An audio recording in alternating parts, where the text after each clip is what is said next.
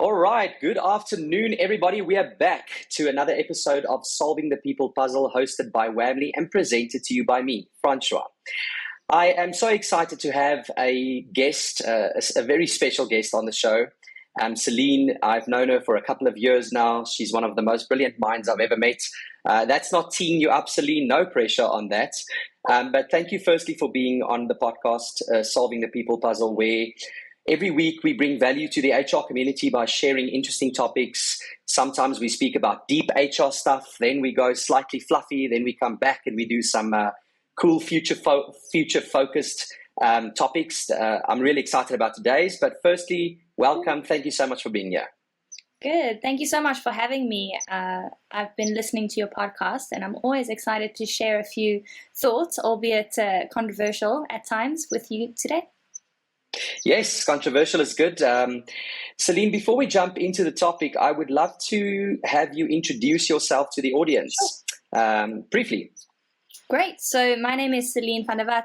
I'm the COO at Africa's foremost health tech company, which has grown into the second largest player in the e-commerce hearing care space in the USA in a matter of months, with triple-digit growth year on year throughout the pandemic, which I think is a testament to not only the team and how we value our team, but also how tech can be an enabler to actually growing your company through tough times. As hearX, we build smart audiological tech that aims to democratize and decentralize hearing healthcare worldwide, and that aims to solve the problem for 466 million people suffering from hearing loss worldwide, and stands them in good state to be connected to their families, their communities, their workplaces, empowering them not only to better health outcomes, but better life outcomes too. Whoa, what a mouthful. Listen, if you were ever to ask a purpose-driven decision question around your career, that would be it, right? I mean, what an incredible purpose or a why to be part of. Thanks. Yeah, I find it quite exciting to wake up in the morning and go to work. Work's tough, Yes. and you give a lot of blood, sweat, and tears to it. But at the end of the day, I remind our team we're not selling hearing aids or tech. We're selling human connection, and that is so valuable, and it's so rewarding to be part of something like that. That's incredible. We had a Whamley event last week where we spoke about solving the people puzzle. And we had this conversation around humans and tech.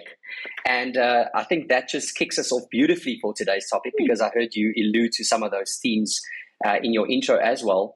And so I guess both our industries, hearX and Whamley, there's this combination of humans and technology, right? In the solution, in the mindset, in the way we go about building our value propositions to the market. And I specifically wanted to talk to you today about that connection, and then bring in the buzzword that I 100% know almost nobody really understands, and that being artificial intelligence.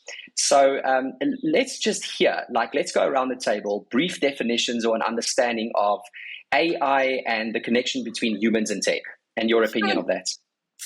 That is such a deep question, and a deep neural net question if you're a tech nerd on the podcast. But essentially, in my mind, how I like to understand it is that artificial intelligence is the simulation of human intelligence, or the process behind human intelligence by a machine, a computer, or an algorithm. So it includes things like expert systems of voice recognition, machine vision, identification, and something that we call natural language processing. So it's the ability to replicate human behavior using software or tech.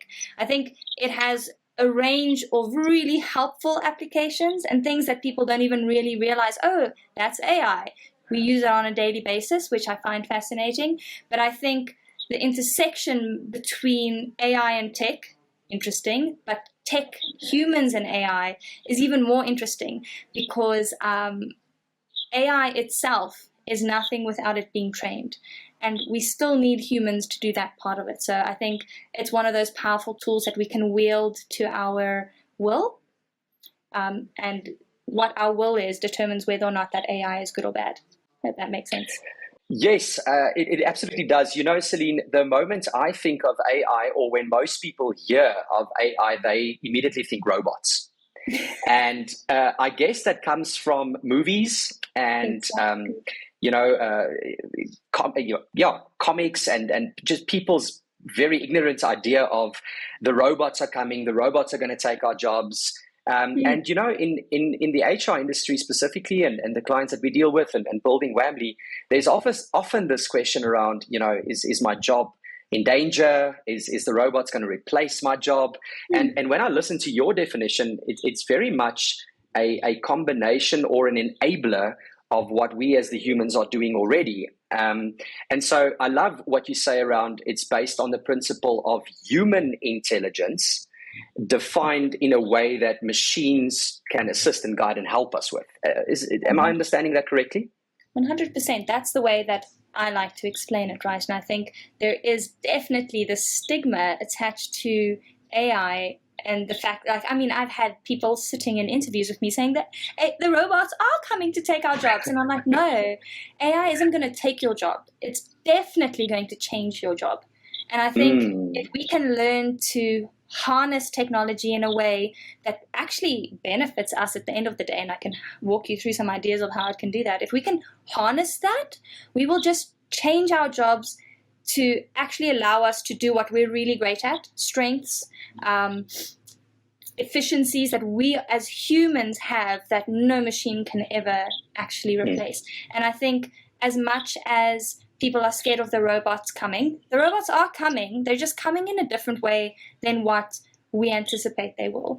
And as much as the movies show you the robot that kind of ends up killing everyone, right? Because the robots rise again. What is it? Rise of the machines. They're going to all of a sudden have emotions and ethics and come kill the humans that created them. Fortunately for humans, it ends well because that's just not how AI works. It can only do what it is trained to do. Yes. Okay, so I love what you said there around some of the benefits and how we can work together as enabler. We're going to circle back to that because, ultimately this podcast is around giving practical tips and tools and value to the community. But I want to take you back to your current job and your phenomenal business that you're working for. I must be honest, when I first heard about hearX and what you guys are doing, like these two elements together really got me interested. So on the one end, you've got this deep medical profession, ears, hearing.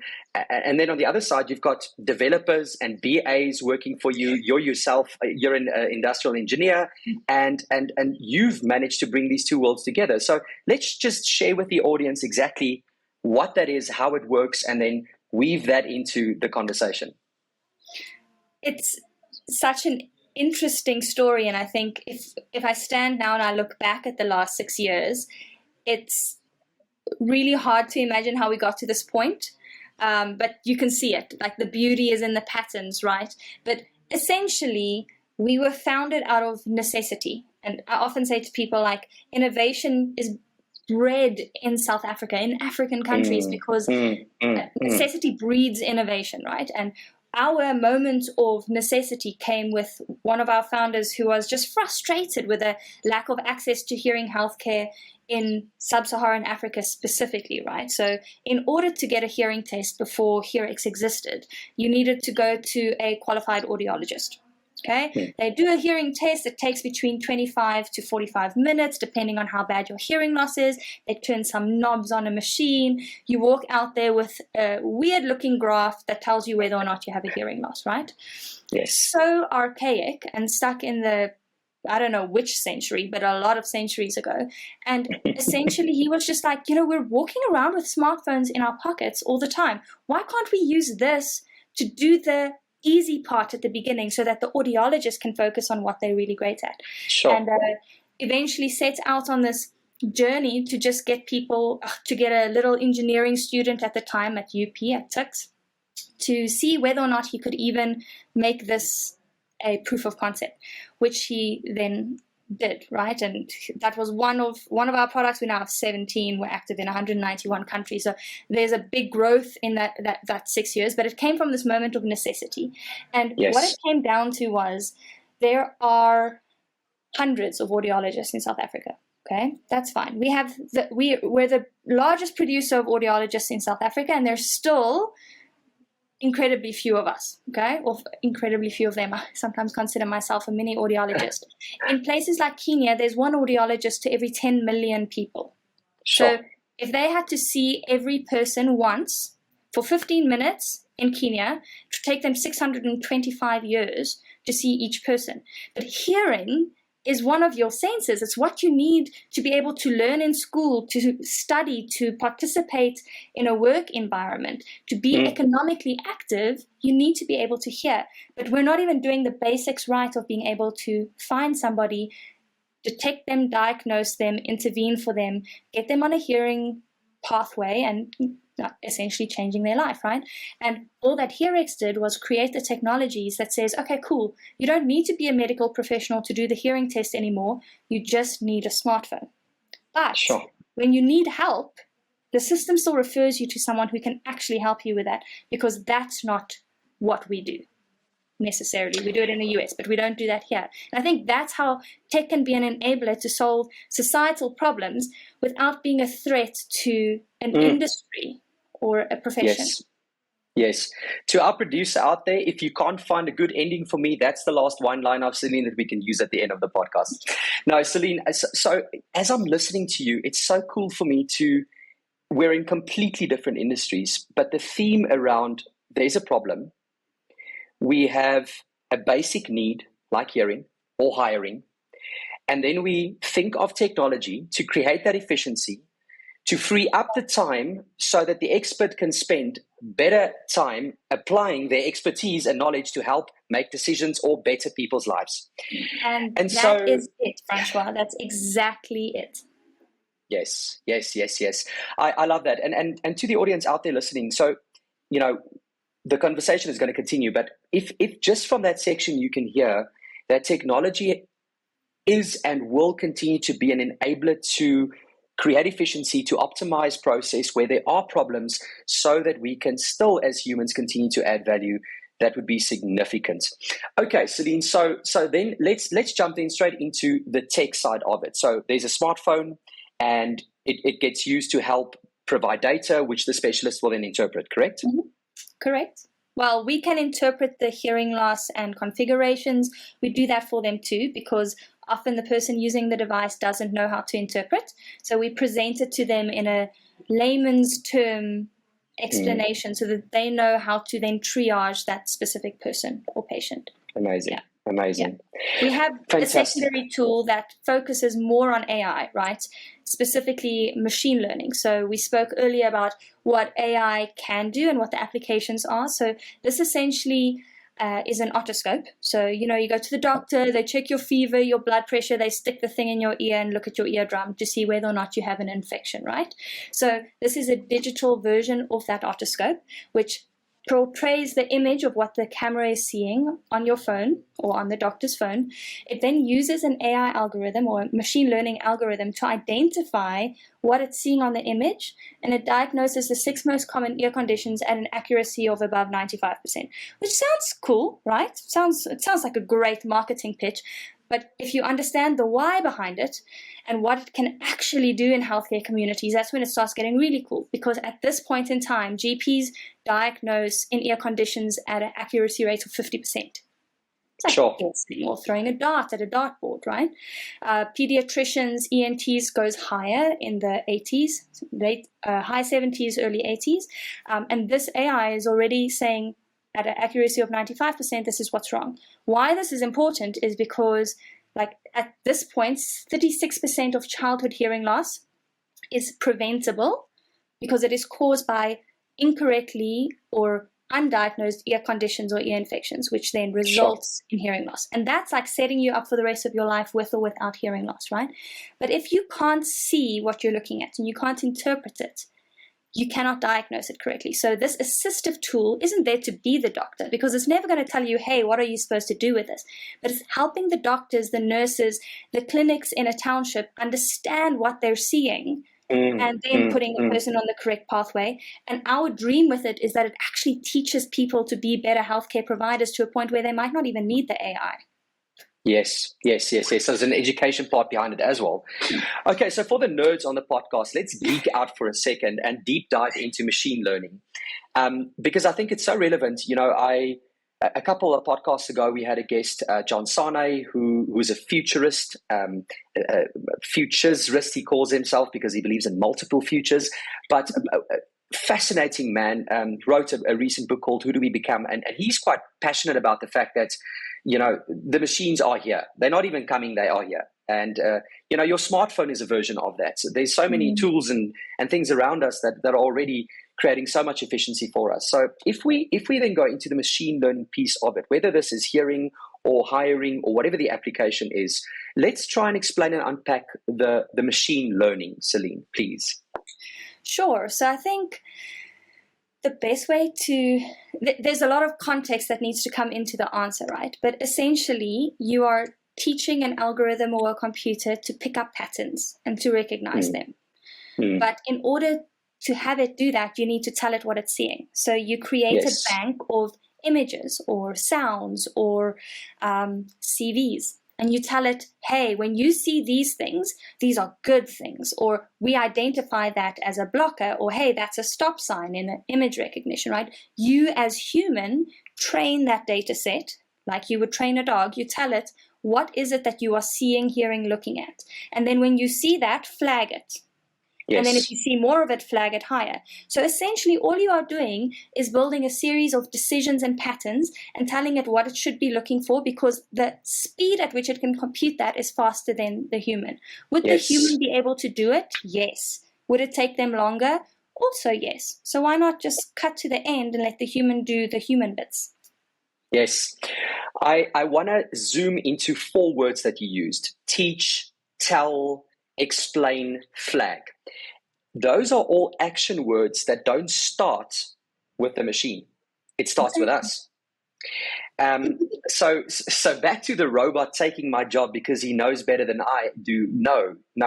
The efficiency and the speed is the power and the enabler here.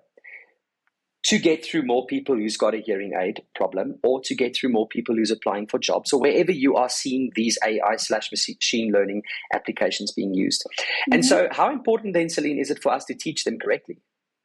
That is literally the most important thing about AI. So there's a lot of belief that data is... Actually, let me ask you this, Francois. Trick question. Is data objective or subjective? This is a trick question. I think data is subjective based on who's interpreting in what context. Exactly. So there's this belief in the world that data is objective. Data is totally subjective. What we choose to collect, how we choose to collect it, how we word what we collect, how we collate it, how we pull patterns out of it. In some way, data sets can be objective because that's why we collect them. But data as a whole is subjective. So an AI is based on data, right? And telling that machine what it should be looking for, identifying, etc. So the AI is only as strong as the input variables and the continuous improvement, which, hey, you guessed it, comes from a human.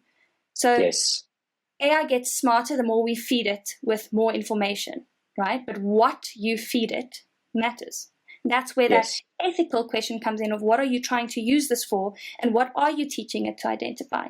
Because I tell you now, you can teach a rocket to hit a precise location and be able to identify how many little people there are in that image before it hits. Whether or not you go through the effort of teaching it, that's the human element and the ethical element that kind of comes into it. 100%. And the responsibility that we all have. 100%. So you mentioned earlier, Seline, that you have some cool ideas and thoughts around how are we now going to work together and where can we apply this and what are some of the efficiencies that it can create. Would you like to share with the audience just some ideas around that? Yeah, well, I think we can move away from AI and speak about how tech can be an enabler, right? Because tech is so much more than just AI. AI comes to process efficiencies and improvements and optimizations, but tech as an enabler for a company in today's day and age could literally change you from being a South African unicorn to a US unicorn, so a 16x multiplication factor at the moment, right? I think there's a number of top enablers from a tech perspective, we're looking at like digital collaboration platforms, right?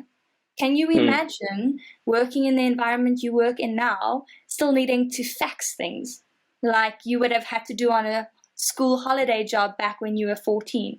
No. I would literally not know how to work a absurd. fax machine. I don't think I've ever seen one. I used to have to post purchase orders or send purchase orders over fax for my father. So I actually, unfortunately, am old enough to know how to use a fax machine. But a collaboration platform like Slack or like Gmail, like G Suite, where everything sits in a central location and is easier to share or collaborate on. I don't have to print something out, write a note on it, send it to my legal advisor. We can collaborate on the same document, so we review it 5 times faster because we're in it together. That, I think, is one of the major tech enablers. Tools for privacy and safety online, big one, seeing as we are using a whole bunch of online tech. Analytics and adaptive technologies and learning. So how do we collect things? What do we see? Can someone else see it better? Can a machine see it better? Is there a way to make it more objective? I think those are all areas in which we can build on strength in organizations from a tech perspective to make us better. So I know this podcast isn't about Wamley, but Wamley is a really good example for the context of hearX, which I would love to share if I'm allowed to, else we can just skip to the next question. So we were I think we were one of the first users of Wamley. I'm just going to tell everyone that. And we have used it ever since. And it fundamentally changed how we go through the HR process. How we used to do it was slow and inefficient, CV screening calls. Then we would like try and schedule 6 in a row in an hour's time. It was really difficult between our US meetings and South African meetings and people not showing up for interviews and needing to reschedule it. It was almost impossible for us to get through the sheer amount of people we needed to hire in the last 3 years at the pace that we needed to be able to sustain our growth. Wamley came in, and without taking away anybody's job, it enabled us to actually give more people jobs, because the way in which we were able to screen people was better. We could collaborate on the platform, add notes for one another, give ratings, symbols that's collated up for our HR department, who immediately know who to contact, who to call, how to schedule a follow-up call. That itself is an incredible enabler from a tech perspective that is also applicable in HR. Sure. Thank you. Thank you so much. That's a beautiful testimony and so in line with the conversation and what we want to do. So I appreciate that feedback. You brought it up, so I'm going to continue with it. HR. The majority of the audience is HR. The majority of the audience and South African HR in general, without me, kind of stereotyping, but at our event last week, I made the comment, I said, it bothers me that more often than not, I'm in a conversation where line managers and departments that aren't HR will tell me that, HR isn't as efficient as they can be. HR isn't as quick as they can be. Now, you are the first guest on the Wamley podcast. I think this is episode 10. That is not from the HR. You're a COO. So I would love some outside perspective from a business leader that is growing like you are growing in multiple 191 countries. What is your perspective on HR in this conversation around tech as an enabler? It's, again, a really, really good question. So my favorite part about HR is the human word, right? Yes. Resources are just resources. We can get them anywhere. But human to me is the operative word there. And I think there's a gross misunderstanding of tech, AI, and automation in the world. It will never replace human touch, human influence, human connection, and human collaboration, right? Sure. So from an outsider's perspective, I mean, I will be the first person to tell you that I have nothing. hearX has nothing if it's not for the humans sitting here in our office, building what it is that we're using to change the world. So my view of HR is it is necessary. It is undervalued. And yes, we can always talk about ways to clear up inefficiencies and whatever, but you know what, humans are complicated. Hiring the right Yes. human is complicated. Finding the Yes. right puzzle piece is complicated. And that's okay. And we just need to have a little bit more grace for that sometimes. Come on. I really hope that you listening, whether you're HR manager, HR exec, HR practitioner, young HR professional who heard that is inspired, because I am. You know, I said last week, we at Whamley want to motivate and inspire HR. This is the whole reason for this podcast. And when we are stuck in admin because we're not utilizing technology as an enabler, we don't get to being human. Exactly what you're saying, the human connection.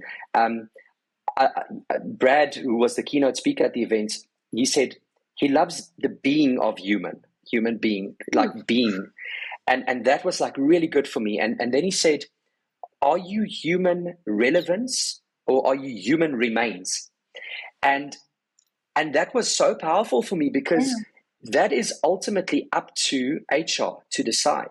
Are you going to be human relevance or human remains? Now, if you neglect the touch, the being human, and you don't allow the tech to become an enabler, then you will become irrelevant and then human remains. So bringing in the technology, whether it be the AI, the machine learning, or just simply the collaborative platform, or anything that's going to create some efficiency in your day-to-day job, that will then free up the time to be that human, to forge those relationships, those connections, to add that value that we know machines cannot do. That is 100% hit the nail on the head. And can I just remind you of one thing, is people don't work for companies. Yes, they buy into the vision, but people work for people, for humans. And as an HR practitioner, a recruiter, HR lead, you are the first point of call for a human who is looking to connect with another human to decide, are we like-minded? Do I want to work with you?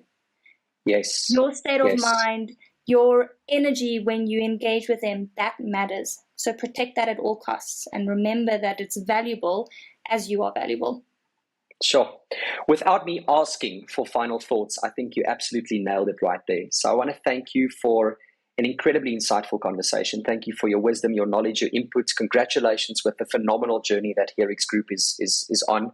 It's such a proudly South African story that's going global and is global. So Seline, thank you. Good luck. And I know the community found as much value from this conversation than I did. Awesome. Thanks, Francois. Thanks for having me.